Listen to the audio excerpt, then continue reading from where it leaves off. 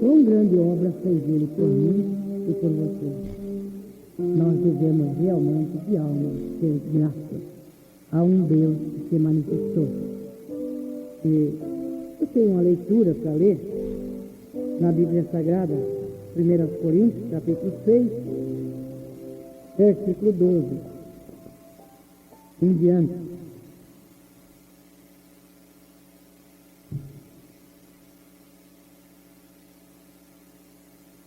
Primeira Coríntios, capítulo 6, versículo 12 em diante, diz a Bíblia Sagrada assim: todas as coisas me são lícitas, mas nem todas as coisas me são lícitas. Mas eu não me deixo dominar por nenhuma. Os manjares são para o ventre, e o ventre para os manjares. Deus, porém, aniquilará tanto um como o outro. Mas o corpo não é para a prostituição, senão para o Senhor, e o Senhor para o corpo. Ora, Deus que também ressuscitou o Senhor, nos ressuscitará a nós pelo seu poder. Não sabeis vós que os vossos corpos são membros de Cristo? Tomarei, pois, os membros de Cristo e far-lhe membros de uma meretriz? Não, por certo. Ou não sabeis vós, ou não sabeis que o que se ajunta com a meretriz faz-se um corpo com ela? Porque serão, disse, dois numa só carne. Mas o que se ajunta com o Senhor é um mesmo Espírito. Fugir da prostituição. Todo pecado que o homem comete é fora do corpo, mas o que se prostitui peca contra o seu próprio corpo. Ou não sabeis que o nosso corpo é o templo do Espírito Santo que habita em vós, provenientes de Deus, e que não sois de vós mesmos, porque fostes comprados por bom preço? Glorificai, pois, a Deus no vosso corpo e no vosso espírito, ou no vosso espírito, os quais pertencem a Deus. Podeis vos assentar um pouquinho?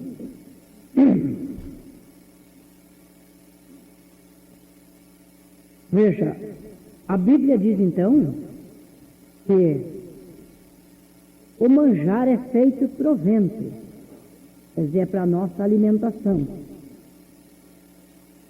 Mas é aniquilado o manjar e também o ventre, onde ele se força. E a Bíblia então diz: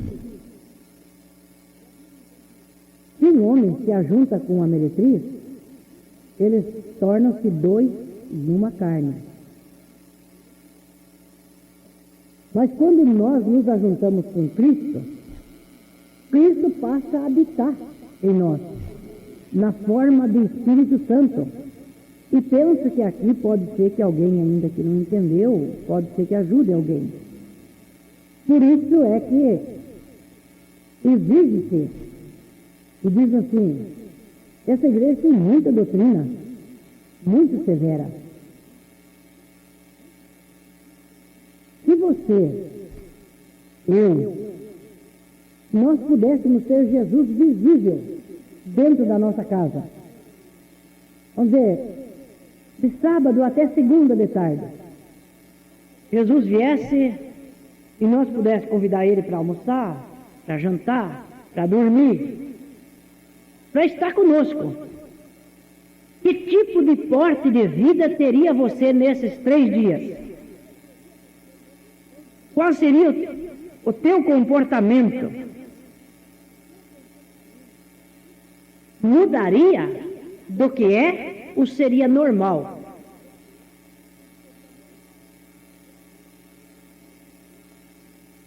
Se Deus habita em nós, e a Bíblia diz que nós somos o templo do Espírito Santo. Por isso, uma pessoa que fuma, ele contamina a morada de Deus e Deus não pode morar ali. Uma pessoa que mente contamina e Deus tem que sair. Uma pessoa que prostitui-se, ele contamina o corpo. Agora, o próprio Jesus afinou a lei. Porque a lei disse que o homem tinha que cometer o ato de adultério para ser pecado.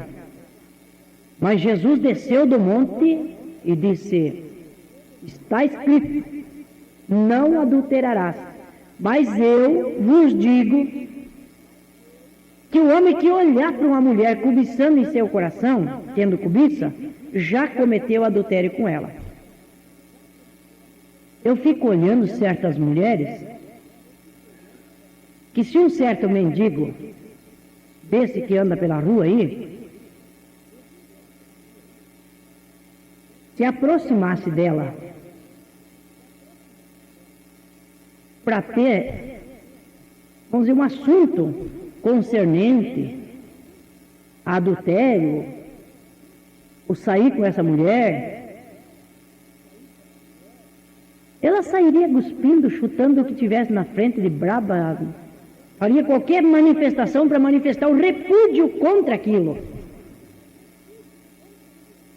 Saber que no juízo, se aquele mendigo cobiçou ela 1000 vezes, ela vai dar conta de 1000 adultérios diante de Deus, com aquele miserável de bolso nas costas e na rua. Por isso é que existe este ensinamento do irmão Branham, que veio para nós, concordando com a Bíblia, que é uma mulher vestir de uma forma que provoque ou que se deixe a ser cobiçada, ela responderá no juízo. E agora, tendo cuidado disso, Deus nos trouxe, através do irmão Branham, um ensinamento. Mas esse ensinamento não é para exigir. Eu mesmo era de uma denominação, e no tempo que eu estava ali, eles tinham uma doutrina severa, a tal ponto que uma época o pastor botou uma irmã lá com uma agulha e uma linha na porta, no culto de ceia. Se entrasse uma irmã com saia rachada, era para costurar lá na porta.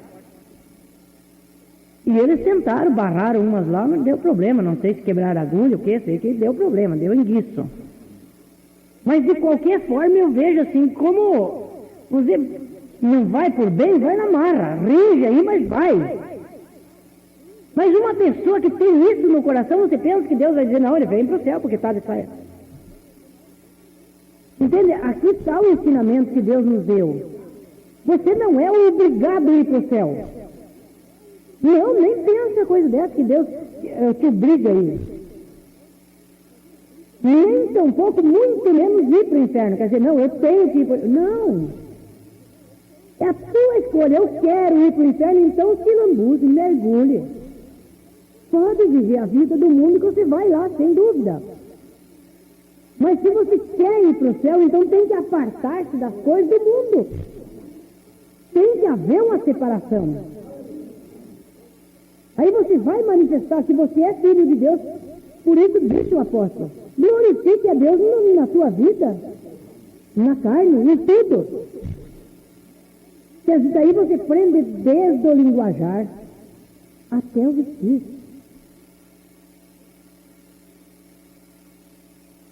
Ninguém é obrigado a fazer o que a Bíblia diz para fazer.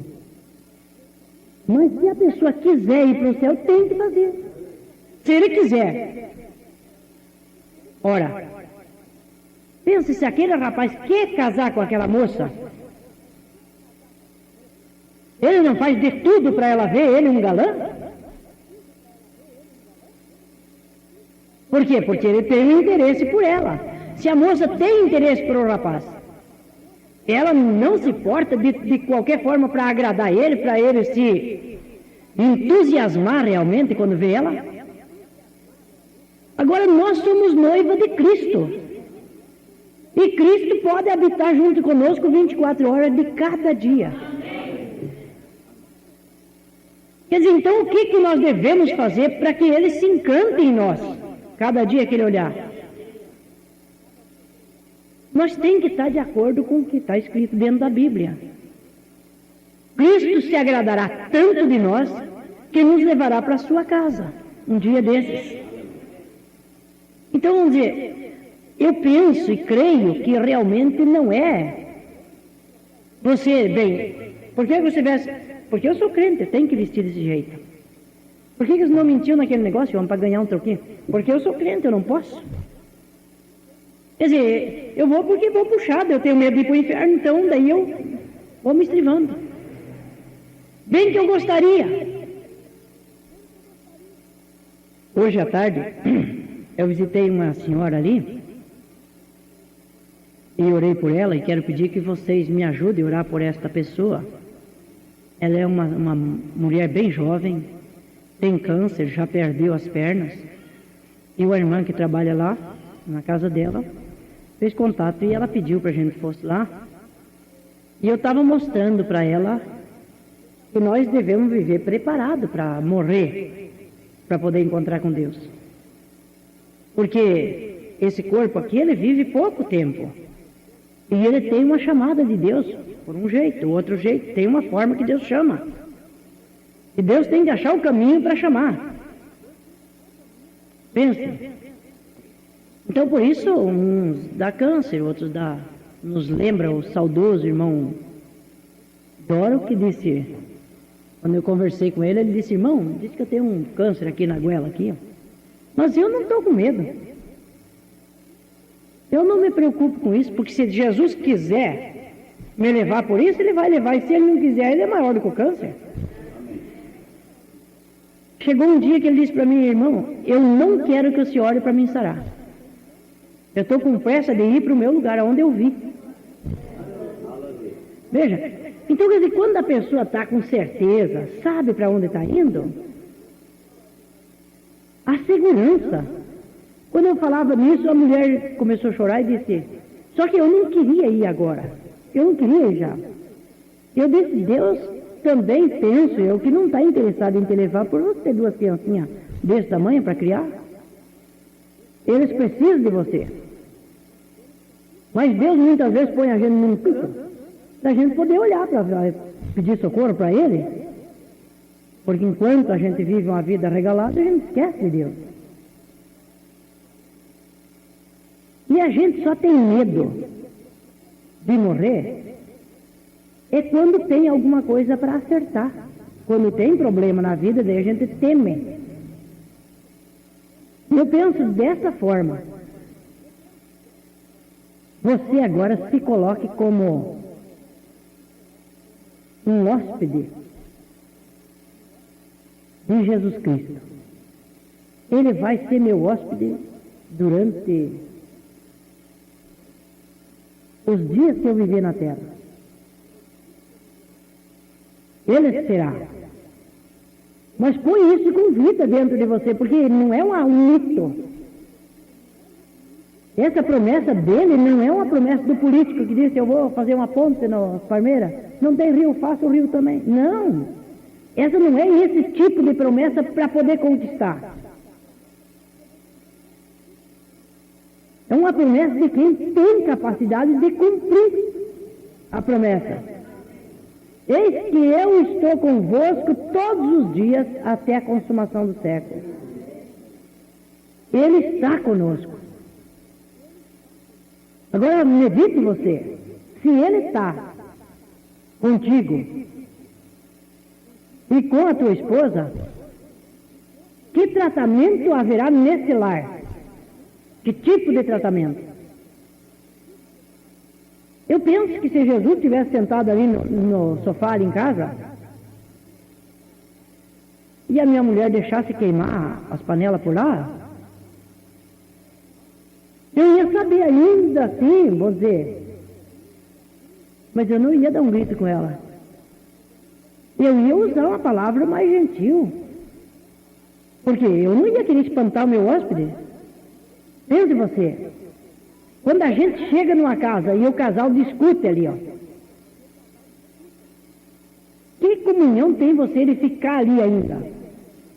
Você perde a linha, fica todo ansiado.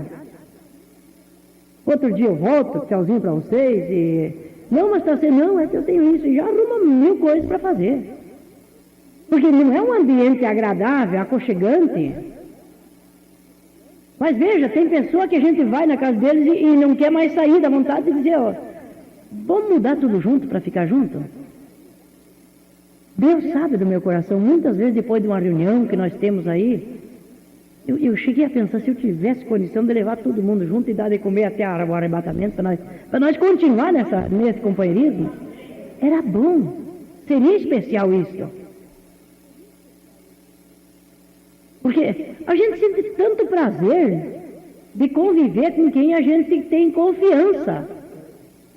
Quer dizer, nós podemos compartilhar dos mesmos assuntos. Eu me alegro e você se alegra quando falamos do profeta, da mensagem, do céu, do milênio, da nova terra. Nós lembramos dessas coisas e temos comunhão, porque você é um morador de lá, eu também sou. Você está lutando para chegar, eu também estou lutando. Nós somos a morada de Deus. Guarde isto. Esta é a última quarta-feira do ano 2000. Guarde isso. Nós somos uma morada de Deus. Eu ouvi o Wilmer comentando, falando sobre quando deu o ano 1000, e achei importante, realmente são datas que as pessoas marcam. Agora, no ano 2000, havia muita gente, e eu penso que talvez até do nosso meio. Com medo, não, realmente, quando der o 2000, está sujeito mesmo. Até se afiou mais, se preparou mais para a passagem de ano. Como que Deus tivesse um calendário lá na parede e olhando na relógio. Chegou a hora. Não, isso ele já preparou antes da fundação do mundo, está tudo certinho. Ele sabia que nós ia estar aqui hoje de noite, ele sabia que eu ia falar sobre isso, ele sabia tudo. Então, quer dizer, não é que ele agora se anseia, ó, chegou a hora, 2000, tá bom.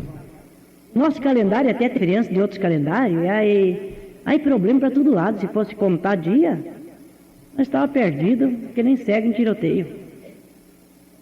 Deus não anda assim ansioso nesses problemas. Ele tem as coisas tudo na mão, cronometradinho. Agora lembre-se, quando o irmão Brana chegou ao lado do irmão João Bosworth, quando ele estava morrendo, a pergunta do irmão Brana para ele foi: irmão João, eu sei que você foi um grande evangelista, um homem que viu grandes coisas acontecendo, me diga como testemunho final da tua vida, qual foi o melhor momento que você passou na terra? O irmão João disse: é este aqui agora, irmão Brana. O irmão Brana disse: você está consciente, irmão, que você está morrendo agora? É isto mesmo, vivi toda a minha vida esperando chegar a esta hora. Veja a diferença.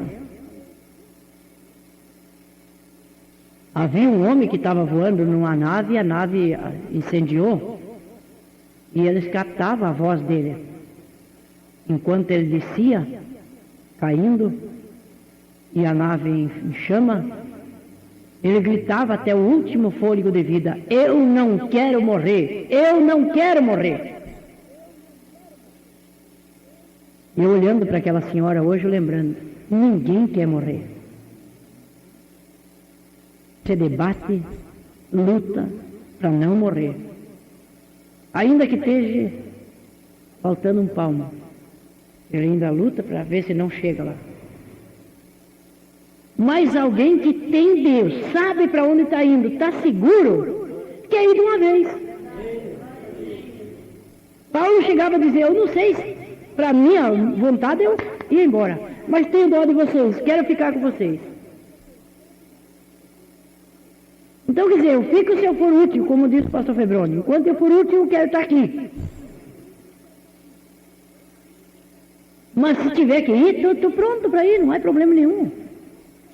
Porque não é que agora eu tenho, vamos dizer, 5 filhos. Se eu morrer, você foi tudo. Ué, se Deus viu meus filhos chegando, não é eu que seguro.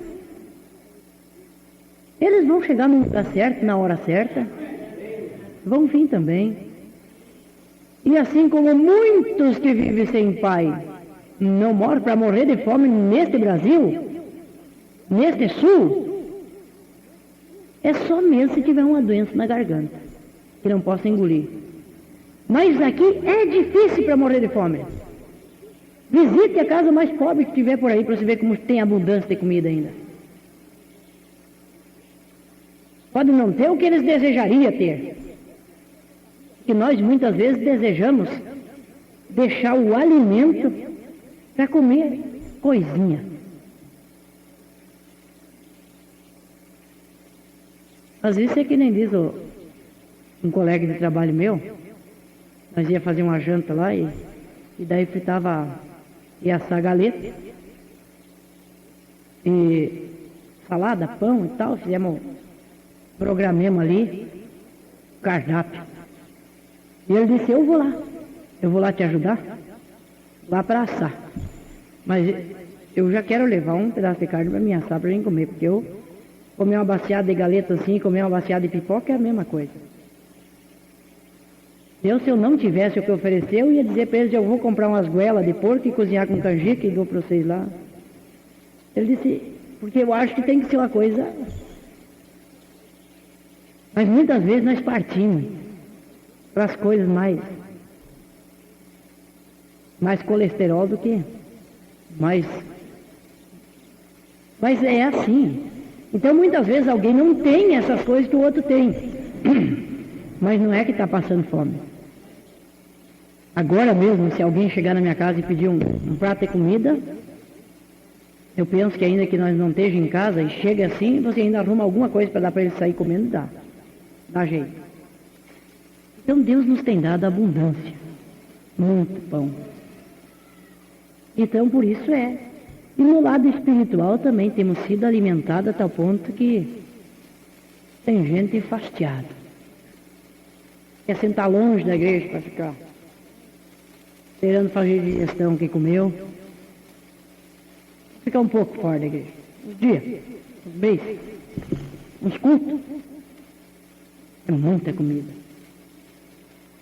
Terminou aquele tempo que avisava pelo rádio. Daqui uns 2 meses, o pastor Febrônio vai estar passando pelo sul, papá, tal dia em tal lugar.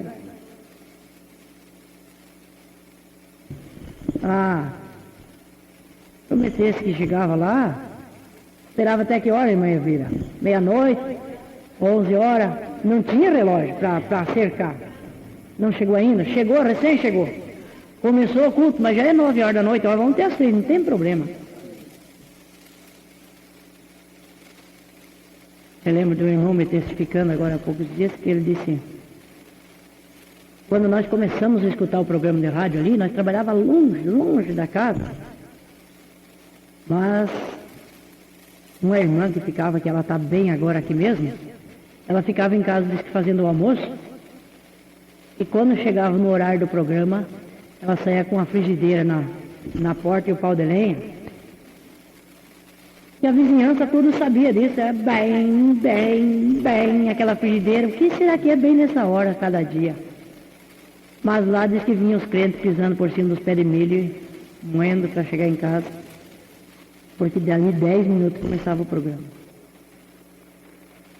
E vinham escutar. Outro irmão disse, nós trabalhávamos longe assim, mas daí nós combinamos com a irmã, ela apanhava uma toalha branca assim na janela, para o lado que nós estávamos. E nós estávamos carpindo lá, de repente olhava, a toalha já está na janela. Jogava a enxada onde estava e ia escutar o programa. Você disse que aquele é tempo bom? Por quê? Nós todos, né, olhamos, era bom aquele tempo, porque tinha sede. Hoje é um tempo muito melhor do que aquele. Imagine só vocês. Nós fechasse a igreja, só tivesse um programinha por dia aí de meia hora, mais nada. Ceia de cada 2, 3 meses. Não é bom esse tempo. É porque tinha muita sede. Queria aquilo, porque via que aquilo é uma verdade. Mas o que aconteceu parece que hoje já não é a mesma verdade que era.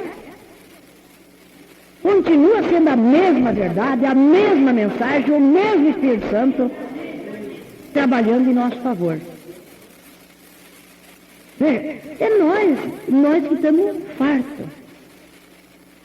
E já está em cima do horário do culto. Eu nem vou deixar para ir amanhã mesmo.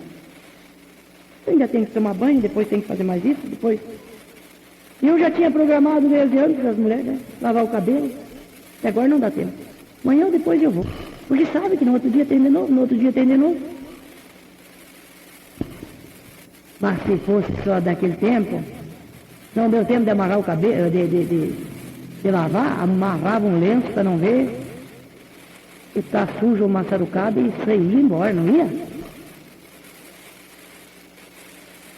Veja, aí é um tempo de fome. Eu me lembro quando eu comecei nas Assembleias de Deus, nós atravessávamos 8 quilômetros, um pouco mais para ir no culto, e a Cristiane era pequenininha na época, novinha, eu punhava ela no coguto, e a pé, e para voltar vinha acendendo grimpa e fazendo faixa de taquara, para enxergar o caminho,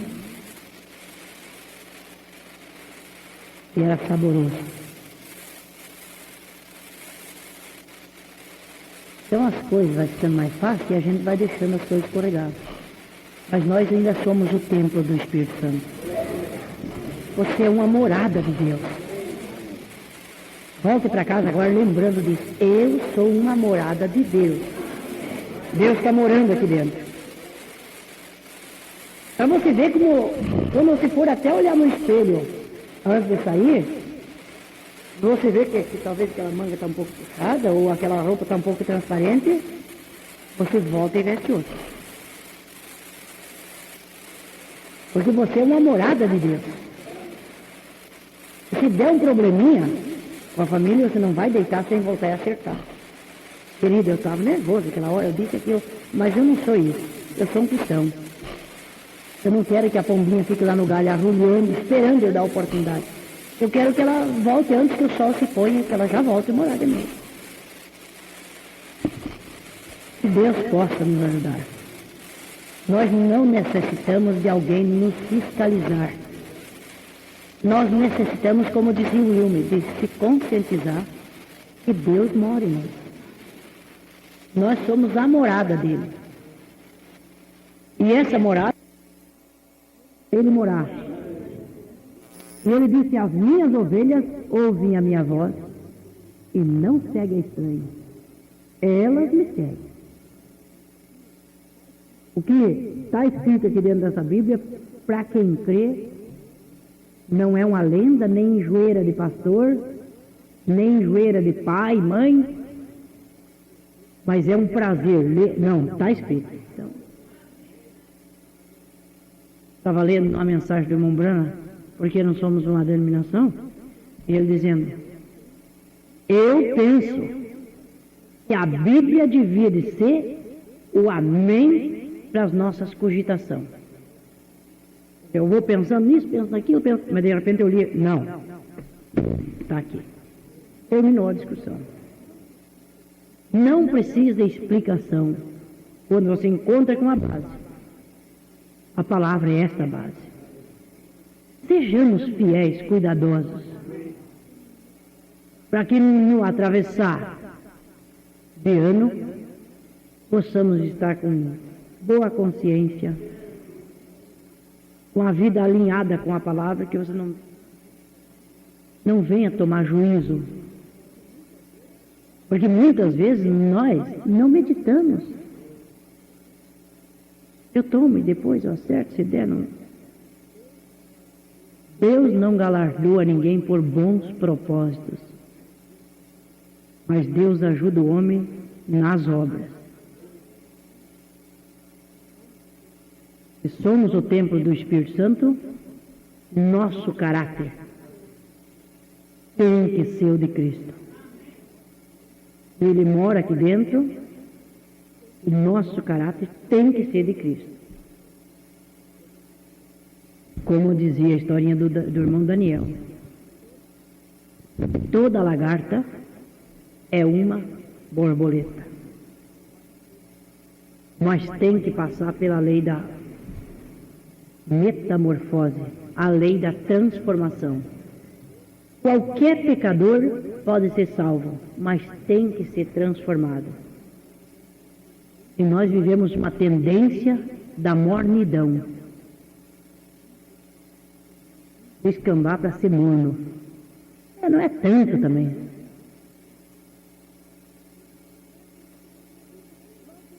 Alguém diz, logo que eu me converti, eu era tão radical que eu nem ia dormir sem orar. Um radicalismo doido. Vinha do culto e ainda ia orar para depois de dormir.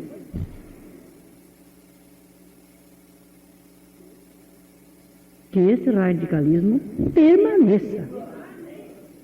Isso possa realmente permanecer todo dia. Que nós vamos desconsiderando as coisas base da vida. Como dizia o irmão Wilma. Os 2 cultos mais especial que é para a igreja é os menos frequentados. Que é a escola dominical e o culto de quarta-feira. Esse é nosso. E como Deus tem nos abençoado. Eu tenho visto o pastor Febroni tomar uma leitura e já vamos orar, e você vai 9 horas e não deu tempo de orar. E Deus nos aconselhando e nos aconselhando. Que jeito que vamos chegar e dizer, você sabe que eu não dei conta porque eu não sabia, não ouvi. Tem jeito. A única coisa é pegar o facho e fazer fogo no palenão, no diabo, que nem diz eles. Por quê? Eu sei que isso é correto e não quero fazer, o que eu quero? Eu tenho ouvido que é assim, mas não me interessa. O que eu estou buscando com isso? Eu sei que essa mensagem, o pastor Febroni sempre está aconselhando, é para nós ler, remoer, comer, se alimentar dela. Porque um dia ela vai ser tirada de nós. O culto é para nós frequentar, participar, viver ele, porque um dia vai ser tirado.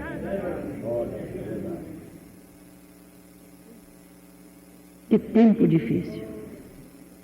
Uma pressão diabólica que acarca tudo. Para você ir para casa, para o lado da cama, quando já está pescando de sono. E daí chega lá, não dá conta de conversar nem 3 minutos com Deus.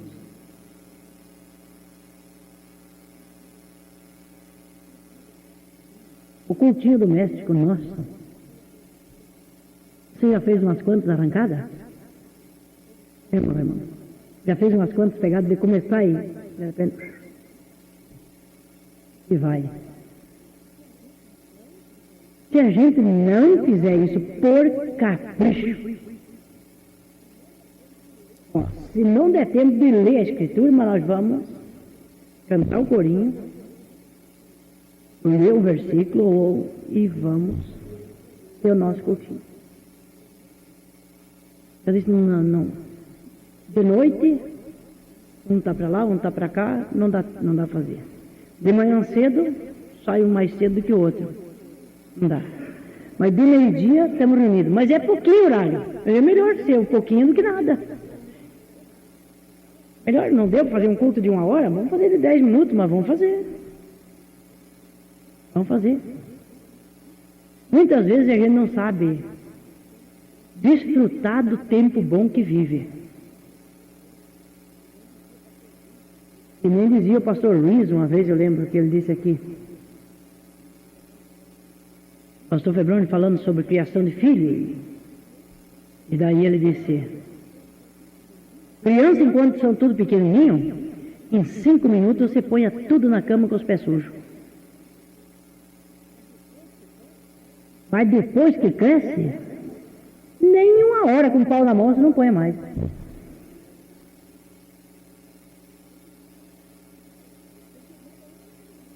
Porque cada um vai se governar. Não, eu tenho isso para fazer. Não, mas agora não, eu tenho isso para fazer, o que eu vou fazer? Eu tenho que sair agora. chegou a hora, tem que sair. Mas enquanto são pequenininhos, vem aqui. Aí não tem, eu não estou brincando, larga isso agora. É uma época boa da gente aproveitar. Pare agora. Ele para. Que Deus possa nos abençoar. Que Deus te ajude. Mantenha, guarda o contato com teu Salvador. Mantenha Ele como a visita principal do dia a dia. Inclinamos as nossas frontes, o diácono pode fechar as portas. Eu vou ter uma palavra de oração e depois cada um pode ter a sua oração. Bondoso Deus, nós agradecemos ao Senhor, porque sabemos que o Senhor tem nos abençoado de tal forma que é um campo vasto, aberto para falar, para ouvir, para ter companheirismo.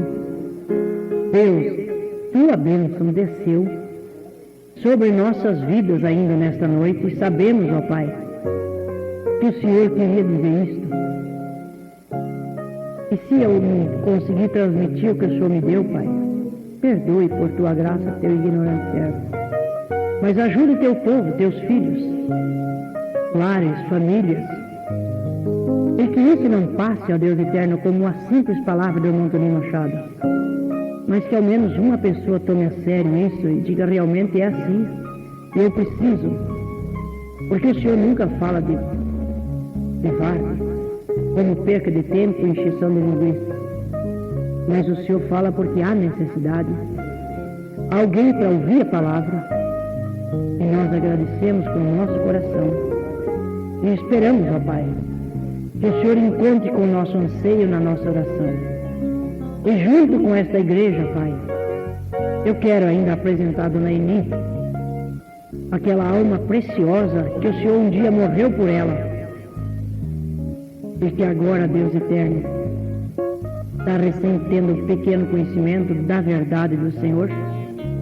Nós pedimos, ó Deus, por tua graça, Pai, levante aquele corpo, cure por tua bondade, nós cremos assim.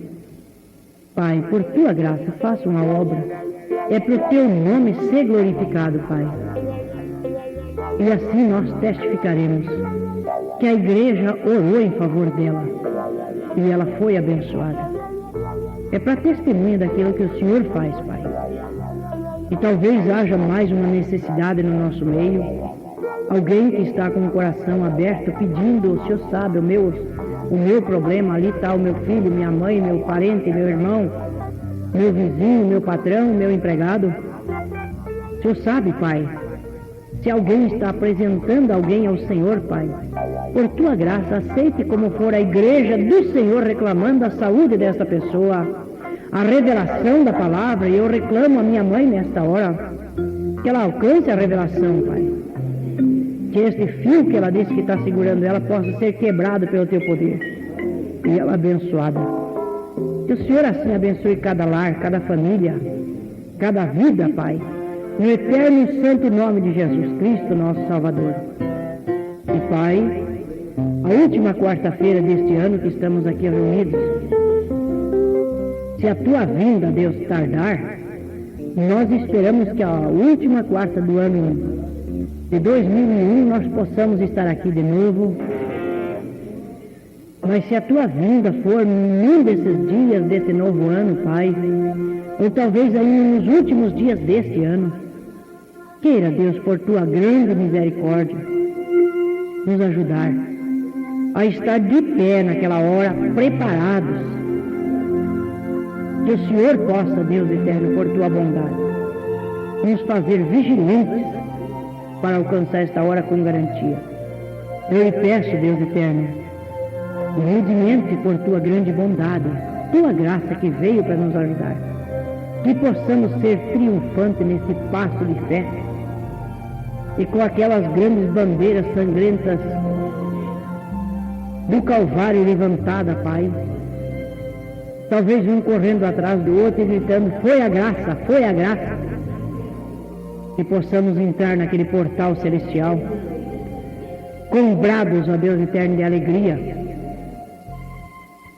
e que o Senhor possa nos receber. Em nome de Jesus Cristo, olhe pelo teu povo, para a glória do teu nome.